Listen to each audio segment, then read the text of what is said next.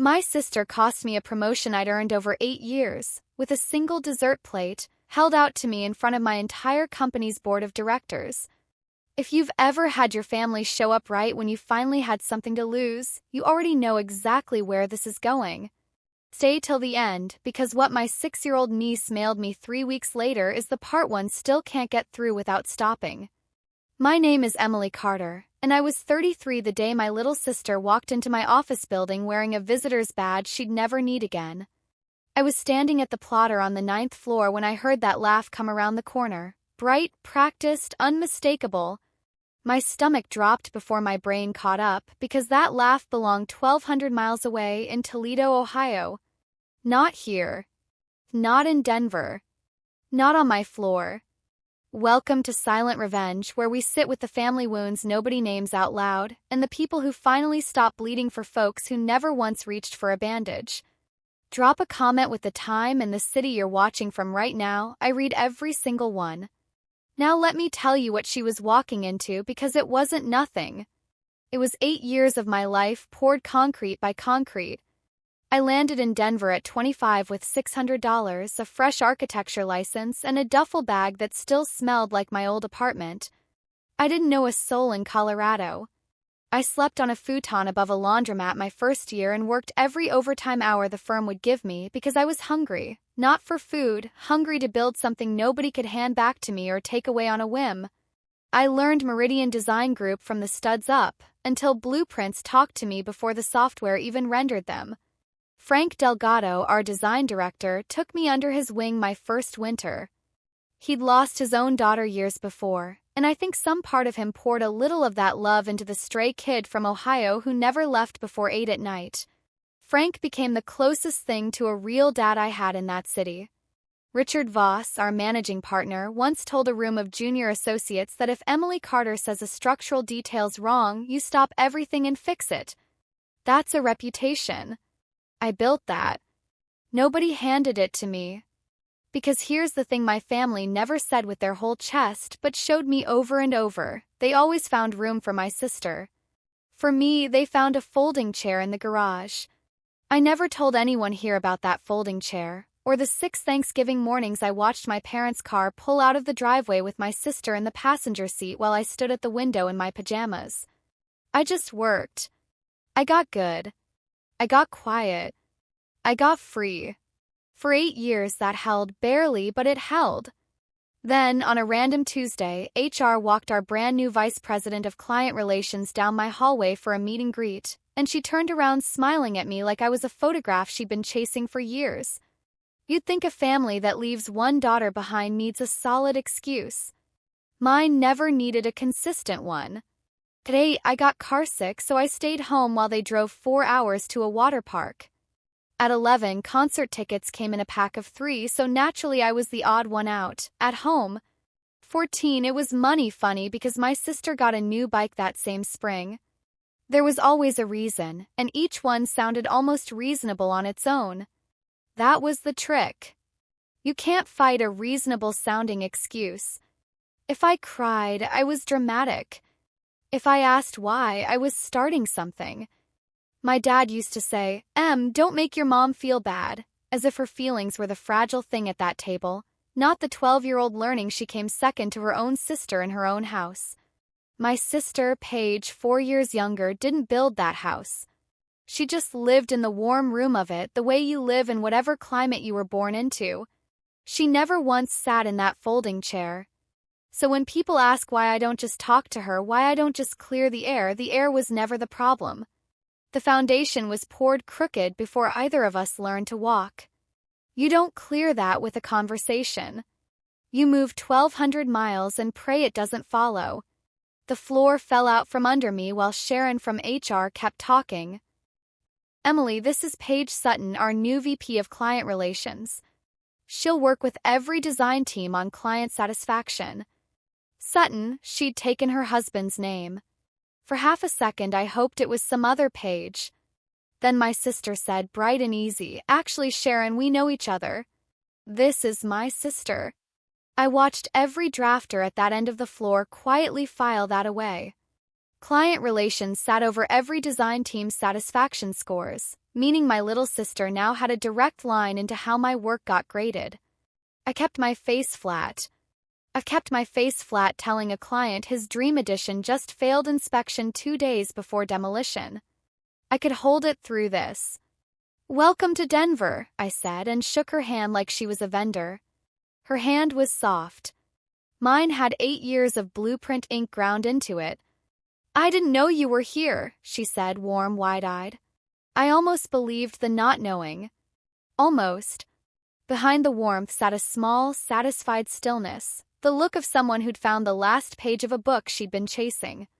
You don't take a VP job 1,200 miles from home in the one city your estranged sister lives in and get surprised by that. Not really. I smiled and turned back to my plotter, and my hands didn't shake, and for one cold second that felt like a victory. By week's end, we had a narrative I'd never agreed to. Paige told it in the break room to Jenna, to junior associates who didn't know better. Emily and I lost touch for a few years, light as a napkin, and then, can you believe it, the universe puts us in the same firm. She'd rest a hand on my shoulder saying it, and I couldn't shrug it off without becoming the villain of the scene. That's the part nobody warns you about. When someone builds a lovely story around you in public, refusing to stand inside, it makes you look cruel. I watched Frank soften toward Paige inside 3 days. Frank, who was mine. "She's a real go-getter," he said, and I said, and kept redlining drawings because the alternative was explaining a childhood at a printer. Here's what made it worse. For the first time in years, I wanted something out loud. Frank was retiring, and his design director role was opening. Richard told me flat out to apply. I wanted the say, the pipeline that didn't burn junior staff out, the mentorship for the next kid with no safety net. It was mine to earn, and reaching for it exposed my whole side because the director decision weighed client satisfaction scores, and you already know whose department owned those now. I told myself merit was merit. But I'd learned as a kid that being the most deserving person doesn't get you in the car. Proximity did. Warmth did. Being easy to love in the moment beat being right every time. And now the woman who'd always been effortlessly easy to love was 3 offices down, with a badge that voted on my future. I hit submit that afternoon and felt like I'd handed someone a loaded weapon and asked them to be careful with it. My mom texted that night for the first time in 8 years. The old thread was still there, a gray wall of the last thing she'd said when I was 25 loading a rental truck. Her new message sat right on top like none of it had happened. "Paige told us where you are. We're coming to visit. Your dad misses you so much. Love, Mom." I never gave them my address. I'd built my whole life on them not knowing where the door was. My sister handed them the map in her second week. Not "I'm sorry." Not "we were wrong." Just "we're coming and you'll host the feeling the way you always host the feeling." I put the phone face down, then read it again because some part of you still leans toward that voice. Some part of you, 33 with a hard-won career, turns 9 for 1 second, hoping this is the year they packed a second bag. I hated that part of me. I'd spent so many miles trying to kill it, and there it was, leaning toward the window like a houseplant. They'd booked flights by morning. They flew in Thursday, checked into an airport Marriott, which they mentioned twice like a hotel room was a gift they were giving me.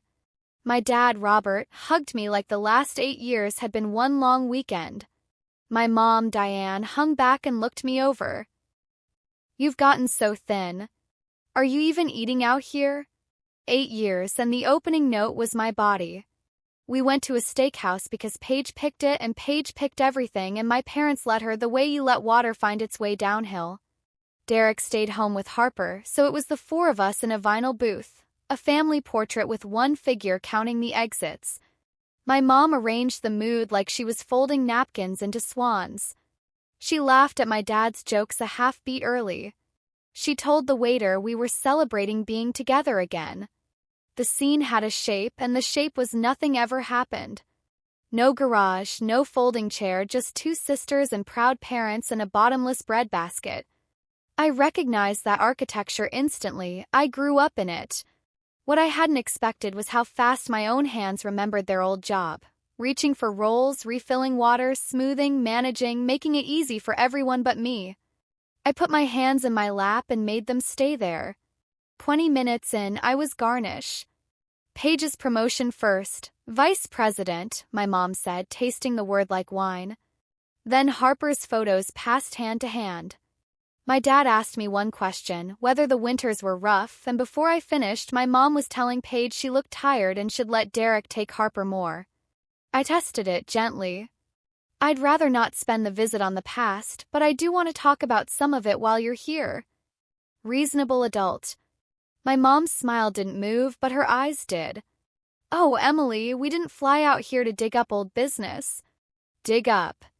Like the garage was a body I kept insisting on exhuming. My dad put his hand over mine. Let's just enjoy tonight, honey. Comfort deployed as a wall. I tried once more in the parking lot. Mom, do you remember the Thanksgiving before I left? You all went to Aunt Jean's without me and left a plate of leftovers on a folding chair in the garage. My mom's face flickered. Fear, maybe, or the exhaustion of a woman holding a story together with both hands. Then it closed. We're family. Family doesn't keep score. Diane, it's cold, my dad said, steering her toward the car. Paige touched my arm. She means well, she really does. I stood alone in that parking lot and finally understood why they'd come. Not to account for the garage, to bury it. To pour a warm dinner over it until it disappeared, so the story stayed smooth, and my mom never had to look at the corner she'd been holding onto for 40 years. They didn't want their daughter back. They wanted the record clean. And a clean record required my silence. Monday, Paige was on my floor with a client experience initiative, lovely on paper, a scalpel underneath. She shadowed a client walkthrough where I told a homeowner honestly his budget was blown by 40% because he deserved truth, not fog. Afterward, she said gently, "You're so good technically, Em. I just wonder if we could soften the delivery. The warmth scores matter to the partners now. Soften the delivery. I am direct, and my directness has saved clients six-figure mistakes. Now it had a name in a report, and the name was a deficiency, and the woman writing it shared my last name and my mom's phone number. My competence was being quietly recategorized as an Emily problem. She left an actual dessert plate on my desk that Thursday, and my whole childhood fell through my chest. A slice of homemade apple pie under plastic wrap, a note in her round handwriting, "Truce, I've missed you more than you know." P. She didn't know. That was probably true. To her it was pie. To me it was the exact shape of the wound, a plate left for someone you don't set a real seat for. You set a place at the table. You leave a plate on a folding chair. I didn't eat it. I didn't throw it out either. Notice that because I noticed it too, and it told me something I wasn't ready to hear. I scraped the pie into the trash, washed the plate, dried it, and put it in my bag. I kept the plate. I didn't know why yet. The worst part wasn't even Paige. It was Jenna, who'd trained me my second month, who'd spent 2 Thanksgivings with me because neither of us had anywhere else. She patted my knee in the break room. "You should give her a shot, hon, she's your sister. Family's family." Jenna wasn't wrong from where she sat. From there, a warm woman named Paige had shown up adoring her prickly older sister, who was holding some invisible grudge nobody could see the reason for. I'd never told Jenna about the garage. My whole survival plan had been arriving with no backstory, clean and free of baggage. Cost was that when my family's version showed up in a tailored blazer, I had no counterstory on file. Paige had a story and an audience. I had a plate in my bag I couldn't explain. Family's family sounds like love and works like a padlock. Keeps the scapegoat standing quietly in the driveway. And now it was coming from the one person here I'd actually let in. Paige brought Harper in on a school half-day, and watching my niece for an hour taught me more than a year of remembering. Harper was 6 and unervingly still. When I offered her a juice box, she looked up. "Is that allowed? Am I allowed to have that?" Something in my chest folded in half. I invented a version of that question, asked it silently at every doorway of my childhood house. Am I allowed to come? Am I allowed to want something? Harper was learning it already in a warm house from a mom who loved her completely. That's what undid me. The machinery didn't need a villain. Just needed a script passed hand to hand, each one certain she was doing right. I crouched down. You're allowed. Juice is always allowed. You don't have to ask me for water. Not ever. She studied my face like it was a trap, then took it with both hands and whispered thank you 3 times. Paige scooped her up. She's so easy, aren't you? Mommy's easy one. Harper beamed at being called easy. I turned and pretended to study a blueprint. Mommy's easy one. That's how it starts. Nobody gets left in a garage on day 1. First you're taught easy is the price of love. Then, one holiday, they test whether you'll pay it. Paige floated Thanksgiving in the parking garage, casual as weather. We should do it together this year. Fly Mom and Dad out. A real reunion. Of every holiday, she reached straight for the one with my whole body buried under it. She didn't know that. Or half knew, the way you half know a bruise before you press it. I'll think about it, I said, what I say when the answer's no and the room isn't safe for a no yet. It would mean the world to Mom, she said. There was the lever, always routed through what it meant for Mom, never once through what it had cost me. Pieces were moving toward something. The visit, the plate, the softened reviews, the Thanksgiving pitch, Jenna's nudge, my parents on standby. I found out at the gala exactly what it was building to. Meridian threw an annual Visionary Awards gala in the Botanical Gardens Glass Conservatory. Word traveled fast. The Suttons would attend as Paige's guests. My parents flying back out to my work event. I sat with that. Paige had found a stage with better lighting than any break room, and she was arranging for our estranged family to appear on it, 40 feet from the exact people deciding my director role, timed the same week as the partner review. She said it plainly, in her nice office with the real window. You know, the partners really listened to me on Culture Fit. It would help you if we looked united at the gala. Mom and Dad there, the 4 of us, one nice photo. People remember a nice photo. If you're yelling at your screen right now, walk away, hang up, hold that thought because it costs more than you think. Comment where you draw the line because here's what she was actually offering. Perform the reunion. Be the easy one on camera. I'll tell the partners you're a culture fit. Refuse, and she couldn't promise how the impressions would land. If you're still with me, hit subscribe right now because we're getting close to that gala and what happens under those lights is the whole reason I'm telling you this story. She smiled the whole time. She probably didn't even feel it as a threat. In her story, she was building a bridge. That's what makes the golden child such an effective enforcer. They don't know they're enforcing. They think they're hugging you. I'll let you know, I said and walked back to my desk where the drawings were honest and the only stakes were structural. My mom called 2 nights before the gala, using the softest weapon in her arsenal. Honey, your dad and I are just so excited to see you shine. Paige says it's a huge deal. Then quieter, the real pitch. Just smile for one night, sweetheart. For your dad. He's not getting any younger. Can you do that for us? One nice night.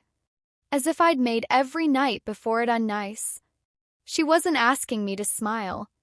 She was asking me to sign off in a photograph that would outlive us all on a story where nothing had ever been broken, where the folding chair was something I'd dreamed up. In exchange, they'd love me for an evening, my sister would call me warm, I'd get the department, and it would cost me every true thing I know about my own life. I have to go, Mom. We love you so much, you know that. I know, I said, which wasn't quite a lie. I hung up and looked at the clean plate on my counter and finally understood what it was for. The gala had string lights woven through the palm fronds, a jazz trio, warm air. I walked in already knowing the whole script. My dad's face lit up genuinely when he saw me. His love was real, it had just never once been enough to move him to my side of the room.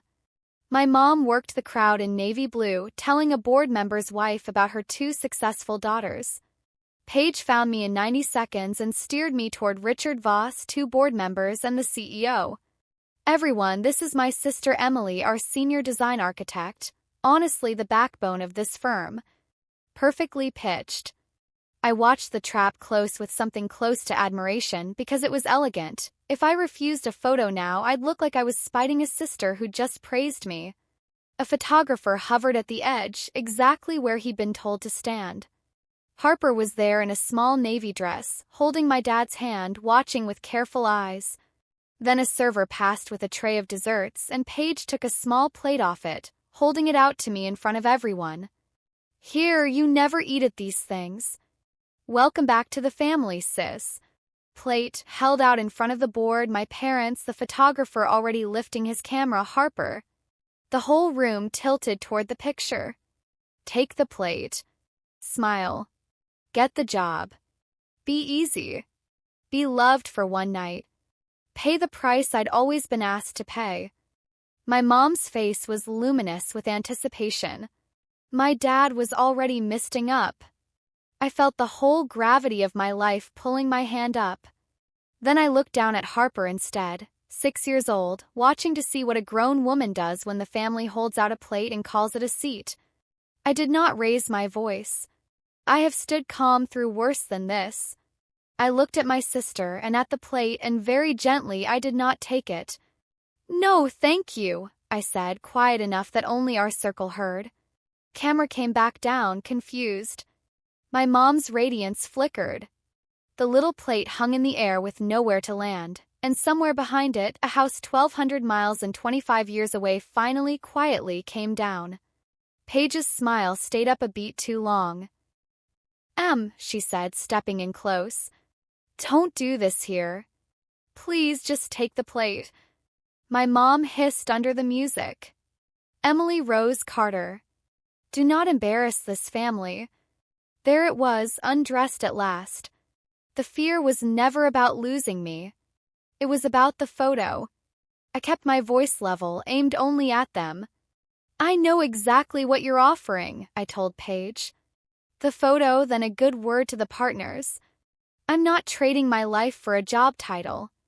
Since it's stapled to this photo now, I'm withdrawing from the director search. I'll tell the partners myself tomorrow. Paige went white. You'd throw it away to spite us? And that's the moment I could have gotten angry and didn't, because I understood I wasn't spiting anyone. I was walking out of an audition I'd been standing in since I was 8. I'm not spiting you. I'm just done paying for it. My mom's mask cracked for one true second, and I saw all the way down, a frightened woman who'd spent 40 years earning her own seat by keeping everyone else's story smooth, who'd left a plate in a cold garage once because that was the arithmetic she'd been raised on. I almost felt the pull to comfort her. Instead, I said the sentence I'd carried across the country. You always told me family doesn't keep score, Mom. You're right. I'm done keeping score. I'm keeping distance instead. Then, quiet enough only the three of us caught it. A seat you have to earn isn't a seat. It's an audition. And I'm done auditioning. I set my glass down and walked out of the circle, past the confused photographer, past my dad's welling eyes, into the cold parking lot air. I didn't turn back to see the photograph I'd refused to be in. I sat in my car and waited for the panic.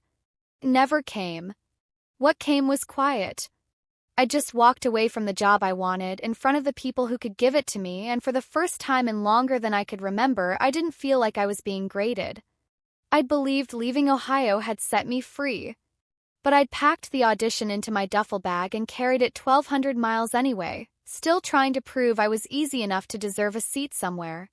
But walking out of that circle wasn't the bravest thing I'd ever done. It was the first time I stopped performing a belonging I'd never been given, and started belonging to myself instead. I withdrew from the director search in writing the next morning before I could talk myself out of it. The role went to a solid architect on our commercial team who never had to sell anything to get it. I stayed on my own team on projects I love. Frank pulled me aside a week later and just said, "Whatever that was, you did the right thing."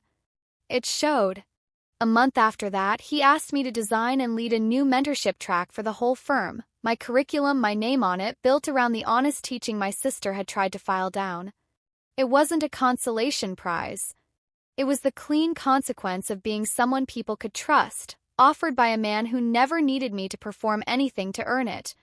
My parents flew back to Ohio. My mom and I haven't repaired anything. She still believes I humiliated the family, and she tells a version where the garage never happened because that's the only room she can afford to live in. I've stopped trying to renovate it for her. But here's the part one never saw coming. 3 weeks after the gala, an envelope arrived from Ohio in a careful child's hand. Inside was a drawing from Harper, 2 stick figures at a table, a big one and a small one, and in front of each in brown crayon a plate the exact same size. Both at the table. No garage anywhere in the picture. On the back, in Paige's handwriting, she drew this on her own. I've been thinking about the plates. I don't know if my sister will ever fully climb out of the warm house she was raised to protect. Golden children rarely do. Leaving it means admitting the garage was real. But she'd noticed. And her daughter, unprompted, had already drawn a table where both seats were set equal, because one afternoon her blunt aunt told her she was allowed. That's exactly where the chain breaks. Not in the ones taught the old arithmetic. In the ones who never learn it at all. I put Harper's drawing on my refrigerator next to the clean plate I finally understood, and I stopped waiting for the family I was born into to set me a place. I used to think love was a table you had to earn your way back to. It isn't. Real love is a plate someone sets for you before you even ask. Took 8 years and 1,200 miles and 1 gala under a glass ceiling to learn the difference. If you've ever set a boundary and had it called cruelty just because that's what your family always called it, you already know how heavy that plate can get, and how light your hands feel the moment you finally set it down. Tell me in the comments what time it is where you're sitting and what city you're watching from tonight. I want to know who's here with me. If this one hit close to home, hit subscribe because there's a lot more of these coming and I don't want you to miss the next one. I'll see you there.